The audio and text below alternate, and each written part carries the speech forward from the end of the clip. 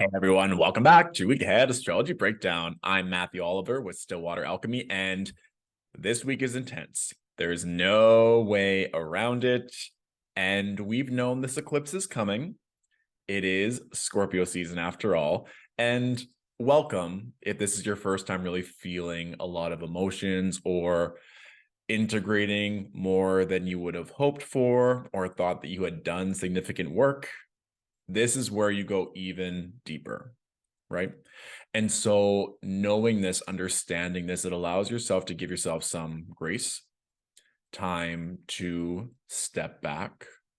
And in my experience and holding space for clients, the lesson is pretty obvious where it's like a megaphone right in your face or a battering ram where you can't not address it. It might be scary, it might be painful, or it may take a big investment of time, energy, or money, but at least it's crystal clear. There's no trying to decipher vague signs or symbols from the universe.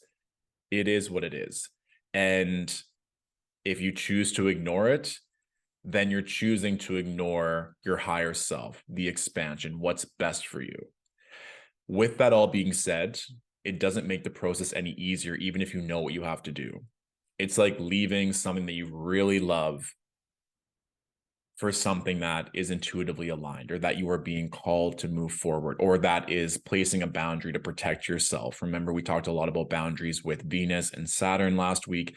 That energy is also going to be coming up this week as the Sun and Mercury are also aspecting Saturn. So before we begin, I have a couple offerings in case you need some additional support this week with the lunar eclipse. So number one, I have the live Zoom gathering. Again, this one's going to be taking place on Wednesday, November 9th at 8 p.m. Eastern Standard Time.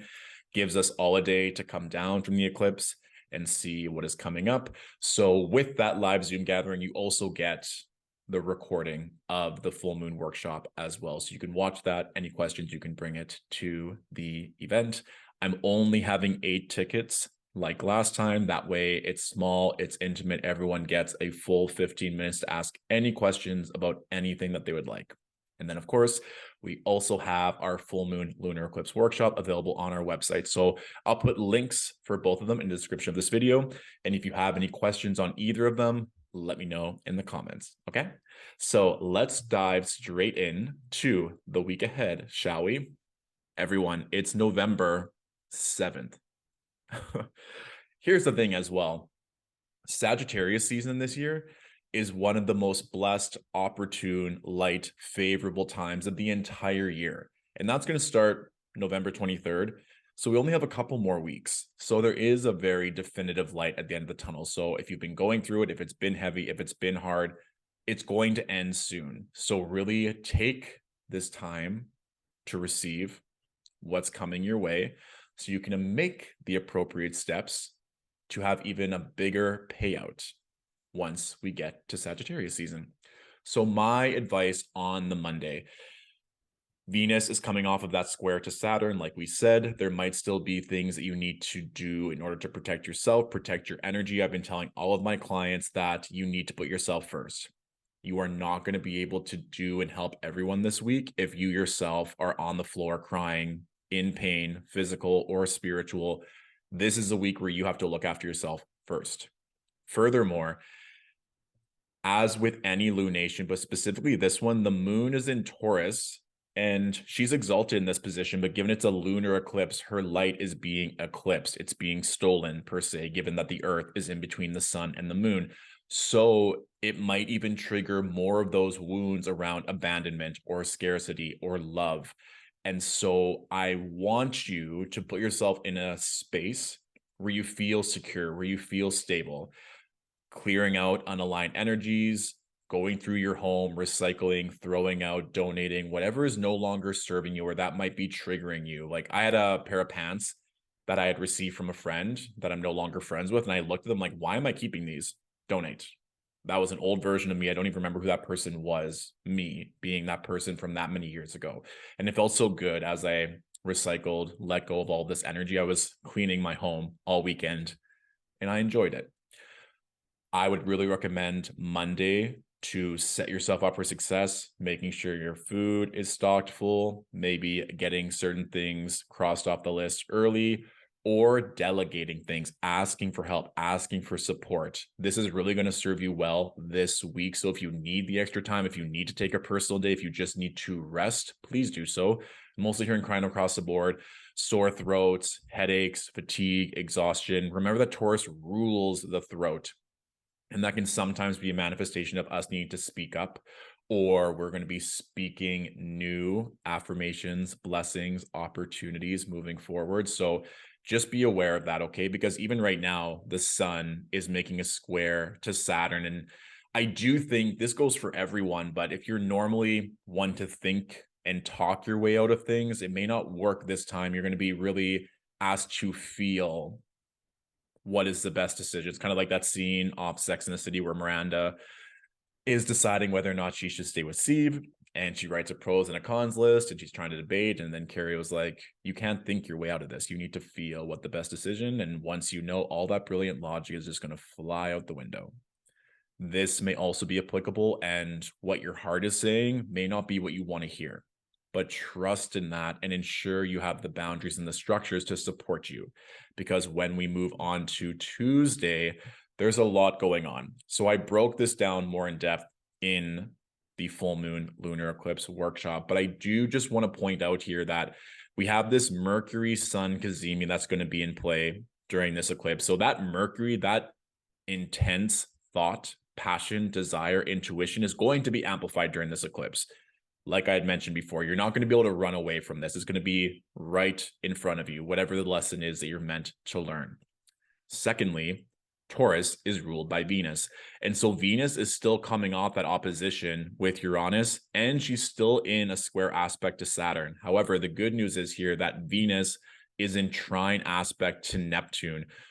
So there may be a dream or a desire or just surrendering to faith, what you're wanting around love, self-worth, power, opportunity.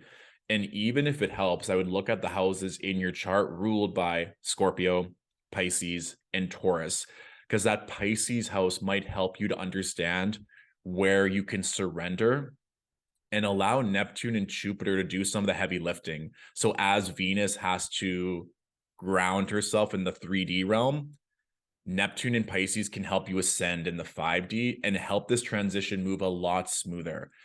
Also, please, please, please be very careful about the energy you're taking on. I would turn off notifications on Tuesday personally, even if it's things that you might normally enjoy. You just want to stay grounded. You want to be able to hear these messages come in. I've also heard from clients, and I've been experiencing this myself, that dreams are so intense. They're like movie style dreams. And I've been getting some intense, very vivid, very clear messages through my dreams. You just want to make sure that you're not wasting those opportunities to discover more about yourself as you sleep. If you're taking on energy from other people, or if you have all these energy drips throughout the day, or if you're allowing other people to influence you and you're trying to make sense of that, it's a beautiful opportunity, given that Venus is in trine aspect with Neptune, for you to uncover potentially what it is that's holding you back in love, or potentially doing further integration as you sleep. We do so much when we rest, physically, mentally, and spiritually. We know this. Now is the time to implement it. Yeah, I'll talk about this more on the IG Live as well, and I talk about it more in the workshop, but just really take time to be still. Scorpio is fixed water, and Aquarius, for that matter, is fixed air. So if we can take time to slow down and just be with ourselves, not be distracted, not worrying about others, it would be interesting to see what comes up. And if you've never journaled or don't like to journal, if you don't like visualization, you don't like meditation, in my opinion, doing all of them is only going to serve you better. The effects of those grounding and expansive activities are going to serve you very well, and potentially give you such strong faith in what you need to do moving forward that nothing else can shake you. No other opinions or setbacks or fear. You just know full well what you need to do. I'll give one example. I've been thinking about something for Stillwater for a very long time, and I had a dream about this back in the summer, a very vivid dream that I still remember. It was around the Sag full moon, and Sagittarius rules my 12th house, where that subconscious energy resides. And I was thinking about it the other day, the exact same topic that I've been putting off due to my own stuff that I'm working through. And I was like, yeah, I need to do this, don't I? And then I saw 8888. And I was like, okay. And then it came up again 10 minutes later in the ride, not because I thought about it, but it was just like, ping, you need to do this. And then I drove past a building where it had 88. And on the other side of the pillar had 88. So it wasn't in a row, but it was just kind of this very synchronistic way of seeing it again. And so I was like, okay, then this is what I need to do. And like I said, sometimes it's just so obvious when it's right in front of you that you can surrender the doubt and fear and just enjoy the ride and not make it so difficult for yourself and worrying about all the possibilities of what could or should happen. Just trust and move forward. And then I think that's where this Sun, Mercury square Saturn can come in terms of Scorpio sometimes getting very obsessive, very possessive, being very fixed, being very controlled. And sometimes Saturn is like, we just need to completely dismantle that old fear, that old paradigm, that old way of doing things to set yourself up for success. So just sit with that and see how your dreams and intuition and synchronicities are guiding you. And this is not just on Tuesday. That's going to be throughout the week for the next few weeks, to be honest. But it may be the most intense on Tuesday. So ground in. Please take as much time for yourself as possible to fully learn the lesson. I cannot stress it enough. This is probably one of the most intense eclipses we've seen in such a long time with all the aspects that are going on. So be kind to yourself and make sure you do whatever you can to prepare. Now, Wednesday, a very deep turn here. So we have the moon in Gemini, which is a lot easier. You probably will want to talk. Now you've been feeling a lot of the feelings Monday, Tuesday, maybe even over the weekend. Now you probably want to express those emotions. You need to talk it out. You need to understand what you are moving through, whether that be with a friend, a loved one, coach, therapist, whoever that may be. And this is the time to do it. Even just you talking to yourself or speaking it out loud, if it is a frustration, it is something you're excited about, allow that air energy to come out and see what else needs to come out during that time as well.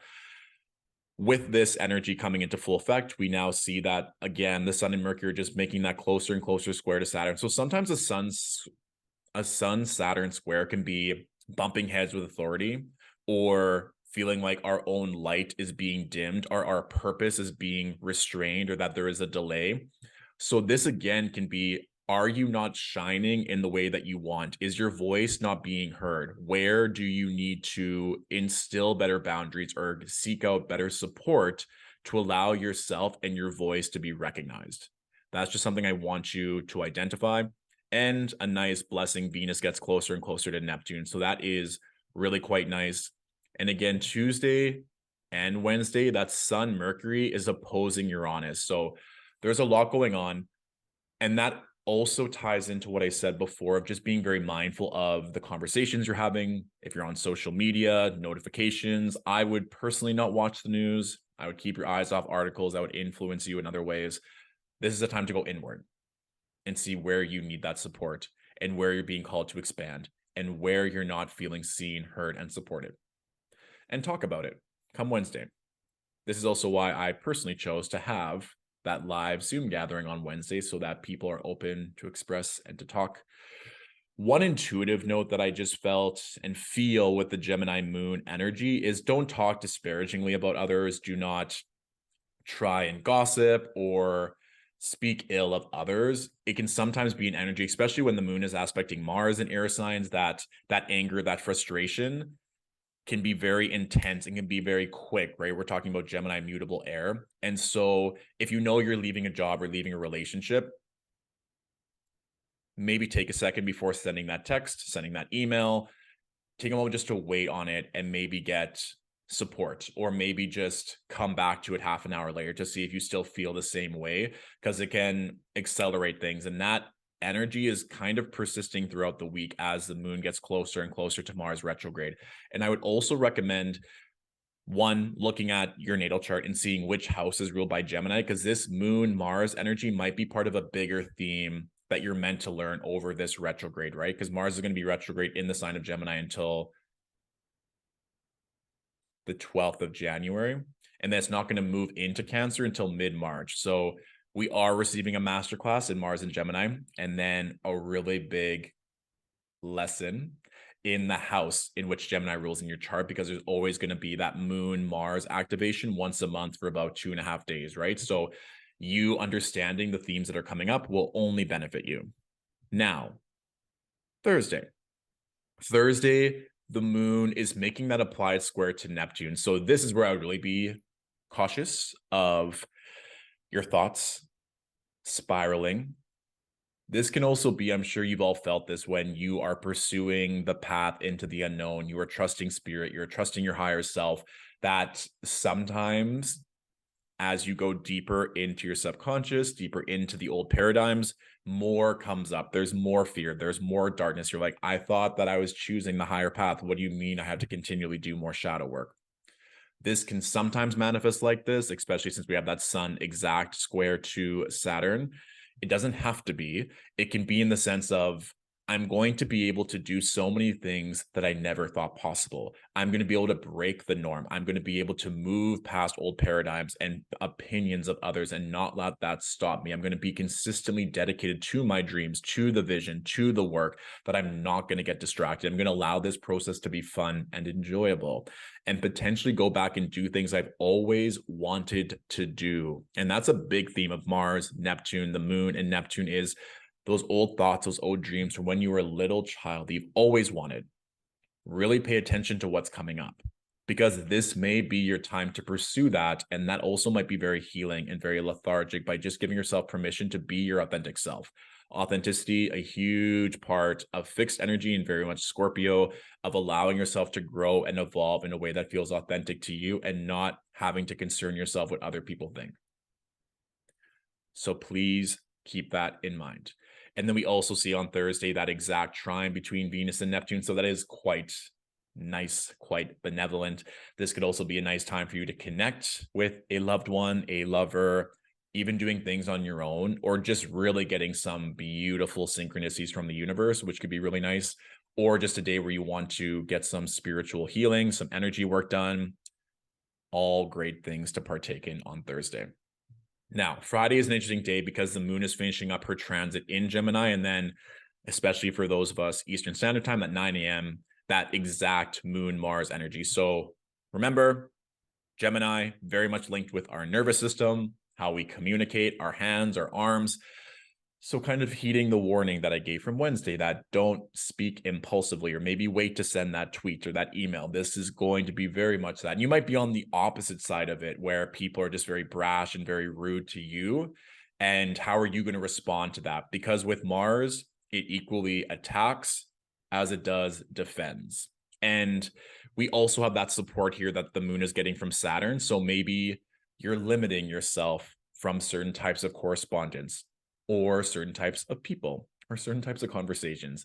And I would really, as an exercise, if you chose to turn off notifications before the lunar eclipse, maybe keep them off. Maybe just keep on the only ones that are essential for you throughout the day. And once you get home from work, maybe turn the phone on airplane mode and see how that affects you. See if you can even do it, just as a challenge of, if you're that obsessed and conditioned to your electronics that you can't go a whole evening without going to your phone. See what comes up for you. And another energy of this as well is that your mind just might be racing nonstop.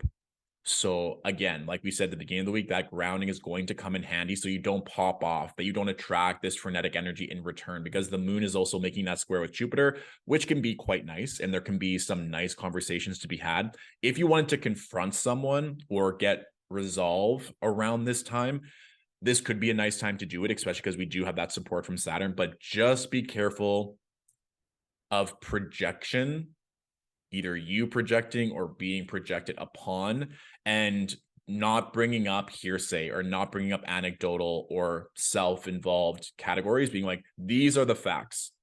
This is what was said. This is what was done. How can we rectify this? How can we kiss and make up? However you want to approach that situation, but bringing in narratives that only you believe are true that may not be 100% factual, I would just be cautious of. But if you can go in there with a clear mind, you might get a very opportune result. So just some things to keep in mind there. Once we move fully into Saturday, the moon is in her home sign. This is kind of where the week really just calms right down. It's kind of like a nice dip in the pool after a very hot day of just going nonstop, of working outside. And now you just get to relax a little bit. Especially now, we can see here, we have 6 planets in water signs. Venus is finishing up her transit in Scorpio. And guess what? All weekend, she's making that really nice trine to Jupiter.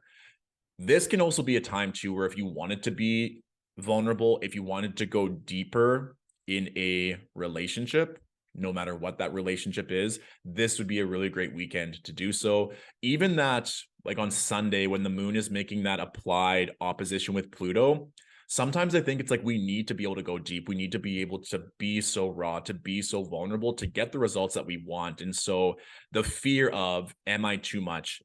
Is this not going to be received well? Is my authentic truth going to scare people away? I think that everyone is going to be in a very kind of wet, emotional, moist situation to connect in whatever way possible.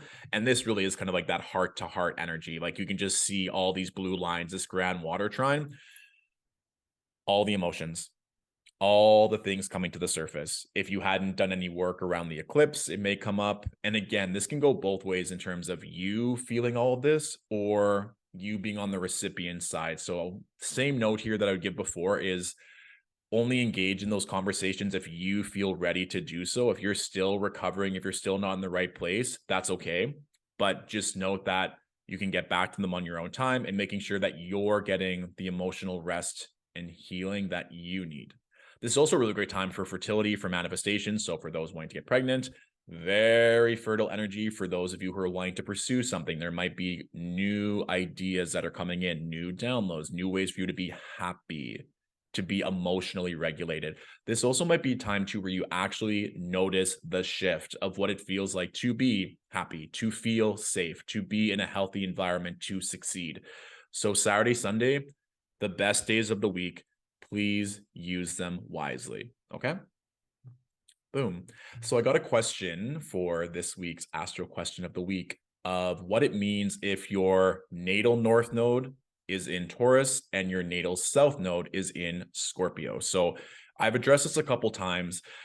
I'll address it again for prosperity's sake and to have on this video. But remember, when you're going through a nodal activation, whether it's conjunct North Node, South Node, or a reversal, either way, it's meant to expand you. It's meant to propel you towards your soul's destiny. And in general, even if your natal North Node isn't in Taurus or your natal South Node isn't in Scorpio, looking to the houses in which Scorpio and Taurus rule are going to allow you to see where there's meant to be an increase in your life of energy and focus. That's where the North Node is, the house in your chart ruled by Taurus. And then where there's meant to be a release or letting go or purging of energy, wherever the South Node is. So that's where Scorpio, the house that is ruled by Scorpio in your chart. And then, like we said, if your natal nodes are in Taurus and Scorpio, then you're just going to feel it that much more intensely. It's probably going to be, like I said, the lessons or what you're meant to do is going to be that much more forward in what you were meant to accomplish. And I also go into this in more depth. I did a webinar about the eclipses and the nodes, specifically in Taurus and Scorpio, and it's currently 25% off. So if you'd like to go into the nodes, discover more about nodal activations, nodal reversals, how you can integrate this into your life, I will also put that link in the description of this video. All right. I'm wishing you all the best. I'm literally going to bless this video and anyone who watches it for any amount of time. I'm sending you my love. I know there's so much going on. I'm feeling it. All my clients are feeling it. You are not alone. Please trust in the process and know when you need to reach out and ask for help. And especially if those offers of help are coming in and maybe you don't feel comfortable, it's not something you normally say yes to. This may be a time to just let down those walls, let down the pride, let down the ego, and receive. Allow that support, allow that love to come in. And for some, that might be very, very triggering and very hard because you've been trained that that is not what you are supposed to do, or you've always had to survive by doing everything on your own. I am here to say that this eclipse can be challenging, can be intense, but there's also massive potential for it to be life-changing. So adjust your mindset accordingly, be open to the best possible good, and I will see you here next week. Thank you for watching. Bye.